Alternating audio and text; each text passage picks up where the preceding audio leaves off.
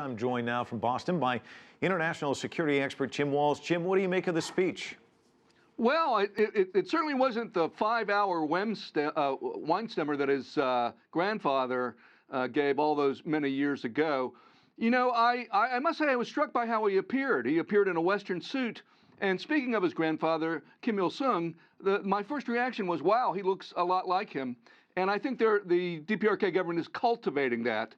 They want North Koreans to see their leader as similar to the grandfather who had founded the nation. So that was one element. I didn't see a lot of changing of chairs behind Kim. So any changes that are going to happen in the Secretariat or important party committees, those are probably going to happen later in the week. I expect some people will be promoted, some people will be demoted. And again, as Kim tries to build the party up as he reduces the power of the military. The big theme, status as a nuclear state, you think? Definitely the speech led with that. You know, a lot of us are wondering whether we're going to get some nuclear fireworks over the next several days. No one has actually specified when this is supposed to end, which I think is curious.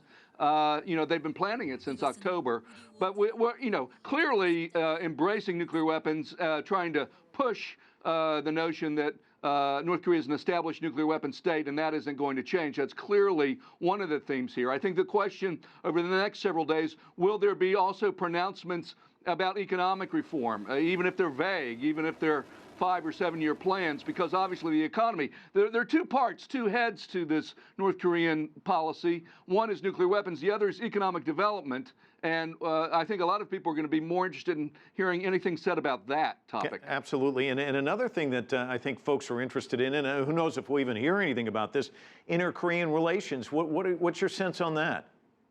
Well, Mike, you know, I don't see a lot of room for that right now. And it's hard to gin something up when you're in this sort of cycle of provocation followed by sanctions, followed by provocation, back and forth. I'll say, yes, South Korea, obviously, anything said about South Korea will be important. But what strikes me about this particular party conference is the fact that there is not a senior Chinese delegation. And though I think a lot of people in the United States want to, you know, press China to take a more active role in dealing with the North Korean issue, I don't think anything is positive if China and North Korea have bad relations. And the fact that there are no Chinese officials at this party Congress, may not have been invited to it, I think that's sort of a big thing that sticks out about this. Yeah, and the sense that this country is isolated, perhaps even more than in the past when it has always seemed rather isolated. There is also this PR offensive, and I want to get your thoughts on this. Reporters being taken to a cable factory, they're showing off a subway station. It's basically a PR offensive, one would think, to say, hey, even though these sanctions are in place, we're doing okay. Oh, for sure. And, you know, when I was in Pyongyang some years ago, you know, I was taken on all the museums and, you know, the various sites.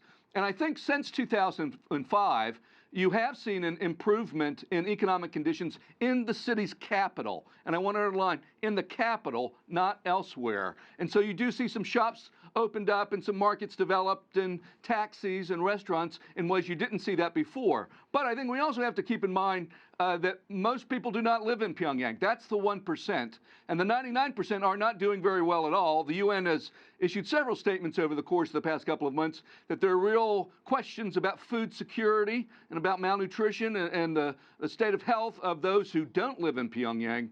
So I think it's really a tale of two cities here. One city is doing better than it was before, but I think that's not so much true for the every place else, and the reporters are not going to be spending any time there. If you like what you just saw, follow us on social media and visit our website, cctv-america.com.